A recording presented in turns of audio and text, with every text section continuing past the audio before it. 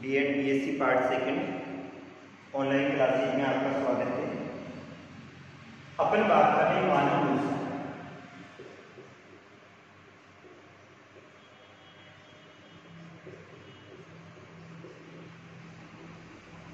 और मानव व्यवसाय के अंतर्गत अपना टॉपिक चल रहा है पशुचारण।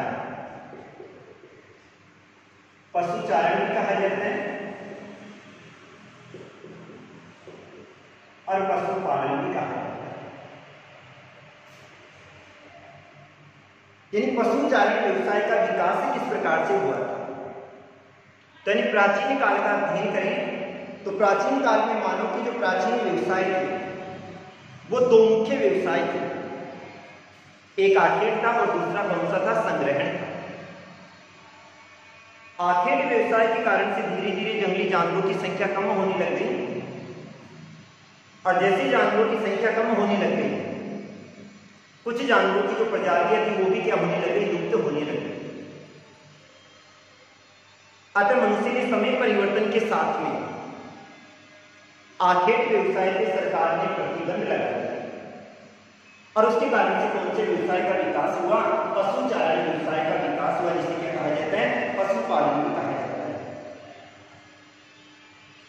अधिकांश पशुचारण व्यवसाय उन क्षेत्रों में किया जाता है जहां पर कृषि हेतु अनुकूलतम दशाएं नहीं पाई जाती है।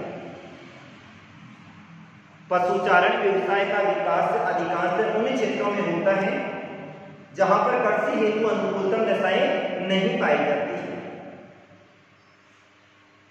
अर्थात इस प्रकार का व्यवसाय कौन से क्षेत्रों में होता है, या तो पर्वतीय क्षेत्रों में होता है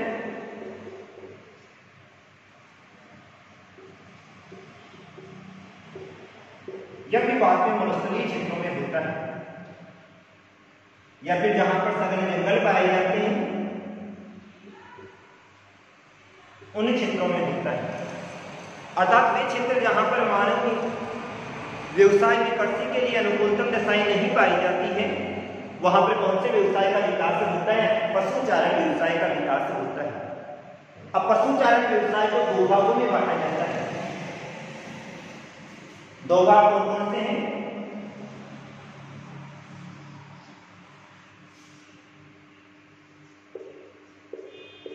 एक चलवासी पशुचारण है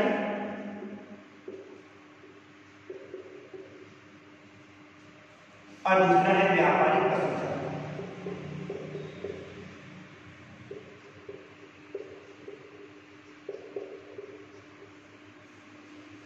यानी एक चलवासी पशुचारण हो गया और दूसरा कौन सा हो गया, व्यापारिक पशुचारण हो गया। सबसे पहली बात करते हैं हम चलवासी पशुचारण। यानी चलवासी पशुचारण किसे कहा जाता है, अगर मनुष्य चारे या पानी की तलाश में, अर्थात मनुष्य चारे या पानी की तलाश में अपने पशुओं को एक स्थान से लेकर दूसरे स्थान पर घूमता है, तो इस प्रकार के पशुचारण को क्या कहा जाता है, चलवासी पशुचारण। यानी चलवासी पशुचारण का तात्पर्य होता है अगर मनुष्य चारे या पानी की तलाश में अपने पशुओं को एक स्थान से ले जाकर दूसरे स्थान पर चराता है, तो इसे क्या कहा जाता है, चलवासी पशुचारण। और व्यापारिक पशुचारण क्या होता है, जो कि बेचने के उद्देश्य से किया जाता है।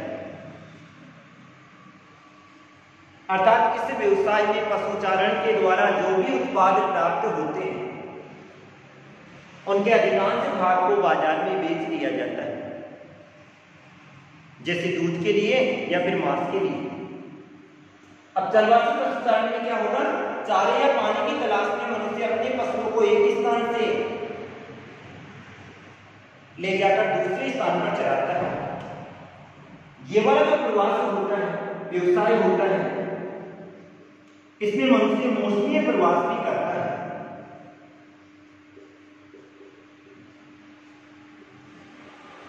मौसमी प्रवास से मतलब होता है मौसम विशेष के कारण से मनुष्य एक स्थान से दूसरे स्थान पर चला जाता है।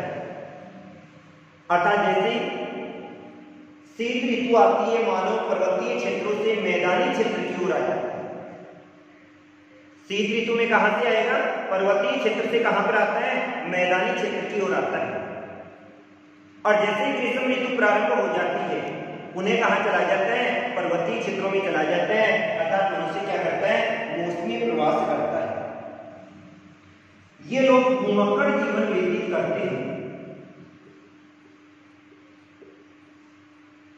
घुमक्कड़ जीवन का मतलब होता है चारे या पानी की तलाश में ये लोग अपने पशुओं को एक स्थान से ले जाकर दूसरे स्थान पर चराते हैं, अतः एक स्थान से दूसरे स्थान पर घूमते रहते हैं। तो ये लोग कौन सा जीवन व्यतीत करते हैं? घुमक्कड़ जीवन व्यतीत करते हैं और कठोर जीवन यापन करते हैं। अब ये वाला व्यवसाय किसके द्वारा किया जाता है? तो ये वाला व्यवसाय जनजाति विशेष के लोगों के द्वारा किया जाता है। चलवासी पशुचारण जो व्यवसाय होता है वो किसके द्वारा किया जाता है? जनजाति विशेष के लोगों के द्वारा किया जाता है। अब जनजाति विशेष के लोगों की अगर अपन बात करें तो जैसे गुर्जर हैं, भेड़ बकरी चराते हैं, रहवारी है, जिसको रवाला कहा जाता है, वो ऊंट चराता है। तो ये वाला है जो व्यवसाय है वो किसके द्वारा किया जाता है? जनजाति विशेष के लोगों के लिए किया जाता है। इन लोगों की संपूर्ण जो दिनचर्या होती है वो किस पे निर्भर होती है? पशुओं पे निर्भर होती है। इन पशुओं से ये मांस भी प्राप्त करते हैं,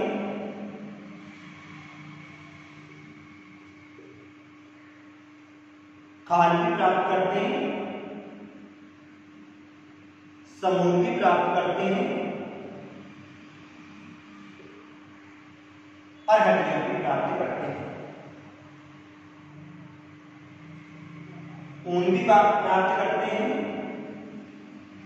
और बाल भी प्राप्त करते हैं। अर्थात चलवासी पशुचारण यापन करने वाले लोगों की संपूर्ण जो दिनचर्या होती है वो किस पे निर्भर होती है? पशुचारण पर निर्भर होती है। पशुओं से प्राप्त जो मांस है उसका उपयोग ये किसके लिए करते हैं? भोजन के लिए करते हैं। पशुओं से जो मांस प्राप्त होता है उस मांस का प्रयोग किसके लिए करते हैं? अपने भोजन के लिए करते हैं। खाल से समूह यानी जो बालों वाले जो जानवर पाए जाते हैं जिनकी त्वचा में बाल होते हैं, उससे, ऊन से और बाल, इनसे किसका निर्माण करते हैं? वस्त्रों का निर्माण किया जाता है। और हड्डियों से क्या बनाते हैं? औजार बनाते हैं।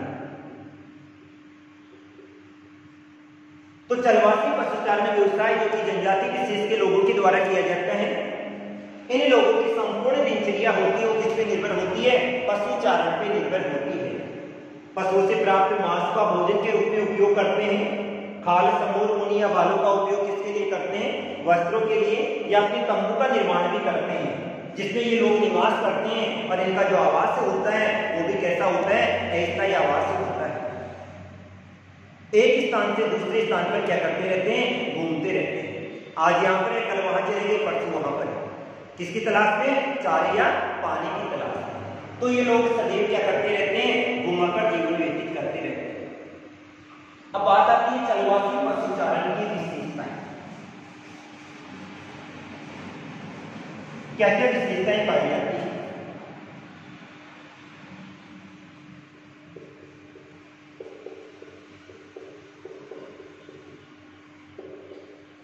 तो चलवासी पशुचारण ये मुख्यतः जीवन निर्वहन क्रिया है।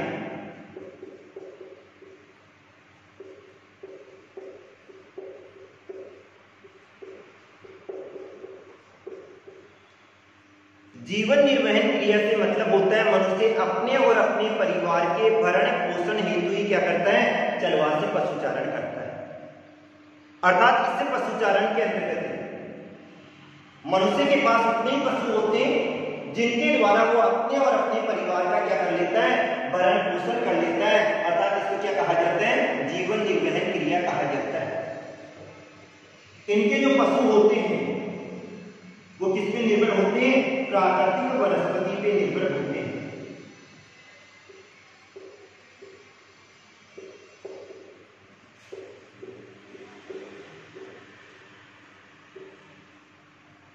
प्रकृति के द्वारा जो प्राप्त वनस्पति होती है, चरागाह वाले क्षेत्र में, पर्वतीय क्षेत्रों में, या मरुस्थलीय क्षेत्रों में उसी पे इन लोगों के जो पशु होते हैं वो क्या करते हैं, जीवन यापन करते हैं। तो इन लोगों के जो पशु होते हैं वो किस पे निर्भर होते हैं, प्राकृतिक वनस्पति पर निर्भर होते हैं। इससे पशुचारण में अत्यधिक भूमि की आवश्यकता होती है।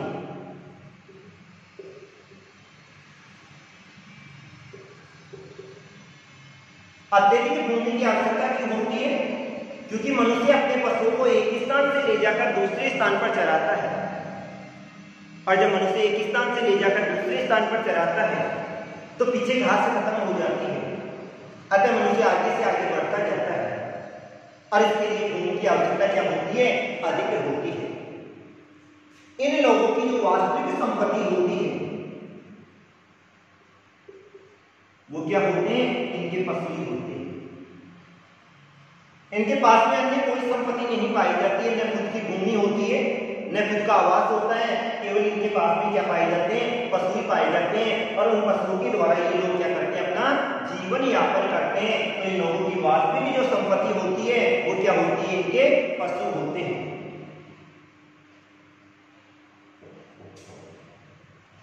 ये लोग कबीलों में निवास करते हैं, अर्थात इन लोगों के कबीले पाए जाते हैं। जैसे परिवार होता है वैसे इन लोगों के परिवार को क्या कहा जाता है, कबीले कहा जाता है। और एक कबीले में 5-10 से लेके और 15 तक व्यक्ति होते हैं।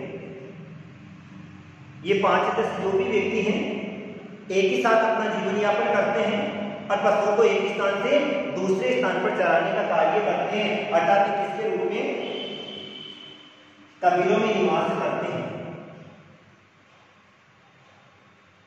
ये लोग ऋतु प्रवास करते हैं, अभी बताया था मैंने।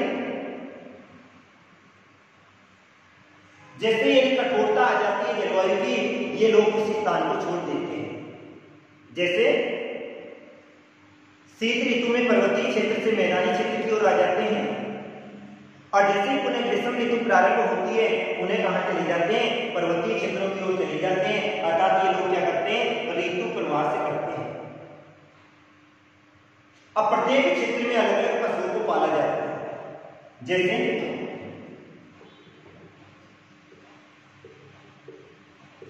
मरुस्थलीय क्षेत्र में ये लोग किसको पालते हैं, ऊंट को पालते हैं। अर्थात मरुस्थलीय क्षेत्र में किसको पाला जाता है, ऊंट को। और मरुस्थलीय क्षेत्र कौन कौन से हैं, एशिया का है और सहारा। विश्व के 2 सबसे बड़े मरुस्थलीय क्षेत्र हैं। एशिया में जैसे थार का आ जाएगा, गोबी, मंगोलिया, मंचूरिया वाला, तो यहां पर ये लोग पशुचारण व्यवसाय करते हैं। तो एक तो मरुस्थलीय क्षेत्रों में किसको पाला जाता है, ऊंट को पाला जाता है। इराक हुआ, ईरान हुआ, या अरब का जो प्रायद्वीपीय क्षेत्र है, यहां पे ये लोग किसको पालते हैं, भेड़ को पालते हैं और बकरी को पालते हैं। किसको पालते हैं, भेड़ को और बकरी को पाला जाता है। अर्थात ये भी मरुस्थलीय क्षेत्र ही होते हैं जहां पर भेड़, बकरी, गाय, घोड़े, गधे या खच्चर को पाला जाता है। पर्वतीय क्षेत्र में किसको पालते हैं, या तो याक को पाला जाता है या फिर बाद में लांबा को पाला जाता है। याक या लांबा को पाला जाता है। और जो टुंड्रा प्रदेश होते हैं,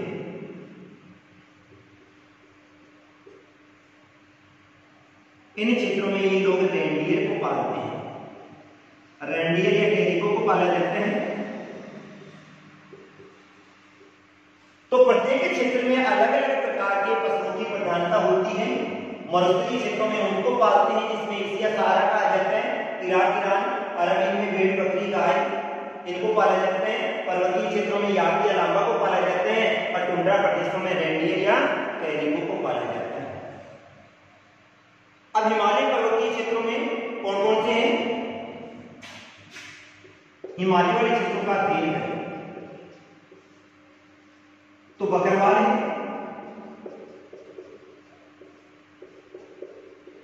गद्दी है या भूटिया। ये तीनों की तीनों क्या है, जनजाति है। क्या है? जनजाति है।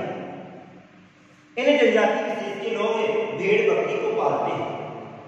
अब ये वाला कौन कौन से क्षेत्रों में किया जाता है? तो ये वाला जो व्यवसाय होता है वो कौन कौन से क्षेत्रों में किया जाता है? स्टेपीज हुआ, पंपास हुआ, डाउन्स हुआ, कैटरबरी हुआ,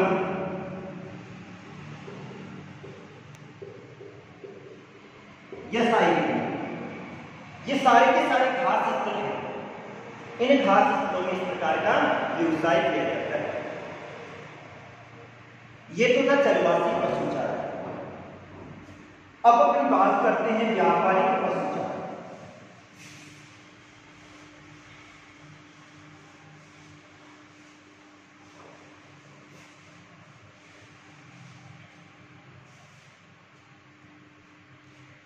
व्यापारिक जो पशुचारण होता है वो किसके लिए किया जाता है? व्यापार के उद्देश्य के लिए किया जाता है। व्यापारिक पशुचारण जो कि किसके उद्देश्य के लिए किया जाता है?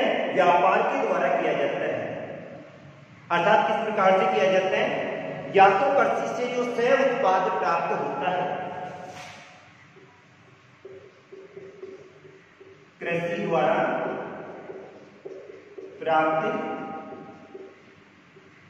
सह उत्पाद कौन सा होगा? चारा।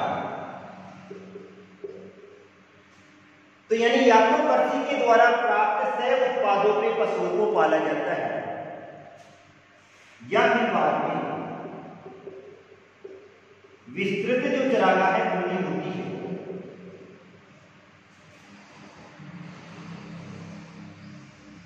जैसे इतना बड़ा चारागाह है, इसको अलग अलग भागों में बांट दिया जाए और फिर उसके बाद में नियंत्रित पशु चराई की जाती है। पहले अपने पशुओं को एक भाग में चराया जाता है, फिर दूसरे में, फिर तीसरे में, चौथे, पांचवें, छठे, इसी प्रकार से इनमें चराते हैं। जब लास्ट वाले की घास खत्म हो जाती है तो उन्हें लौटकर कहाँ जाते हैं? पहले वाले भाग में आ जाते हैं, क्योंकि यहाँ पर जब तक वापस उन्हें घास हो जाती है तो ये लोग क्या करते हैं? नियंत्रित पशु चराई करते हैं। तो किस प्रकार से पाला जाता है? या तो कृषि के द्वारा जो सह उत्पाद प्राप्त होते हैं उन पे पशुओं को पाला जाता है, या फिर बाद में एक बड़ा सा चारागाह होता है और उस बड़े से चारागाह को विभिन्न भागों में बांटकर नियंत्रित पशु चराई की जाती है।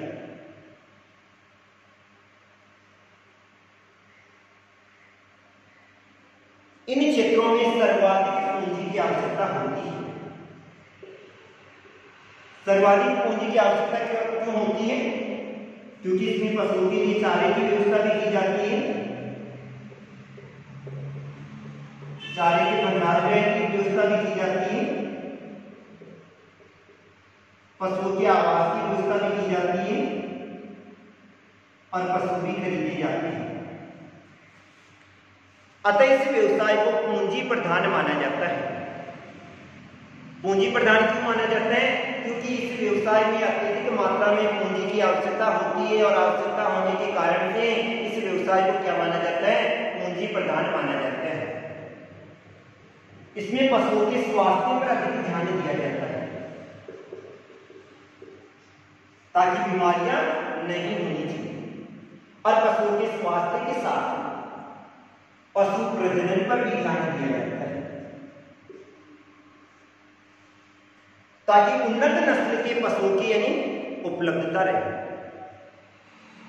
इसमें पशु दो ही उद्देश्य के लिए पाले जाते हैं, या तो दूध के लिए पाले जाते हैं या फिर बाद में मांस के लिए पाले जाते हैं। जैसे डेनमार्क और न्यूजीलैंड दोनों में किसके लिए पाले जाते हैं? दूध के लिए। कहां पर? डेनमार्क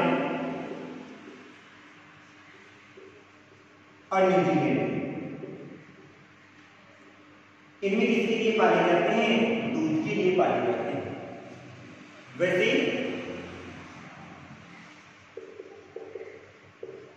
ऑस्ट्रेलियन किसके लिए पाली जाती है? ऊन के लिए पाली जाती है। सब में अलग अलग उद्देश्य हो गया।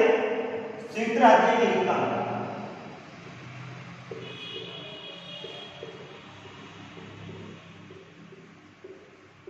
इनमें उद्देश्य क्या होता है? दोनों होते हैं, दूध के लिए भी पाली जाते हैं और किसके लिए पाली जाते हैं? मांस के लिए भी पाली जाते हैं। यानी सभी का निश्चित उद्देश्य होता है। कौन कौन से क्षेत्रों में अधिक किया जाते हैं? न्यूजीलैंड में किया जाते हैं, ऑस्ट्रेलिया, अर्जेंटीना, यूरुग्वे, पराग्वे, इन क्षेत्रों में ये वाला व्यवसाय सबसे अधिक किया जाता है। तो ये था पशुचारण या पशुपालन। आज के लिए इतना ही। Thank you.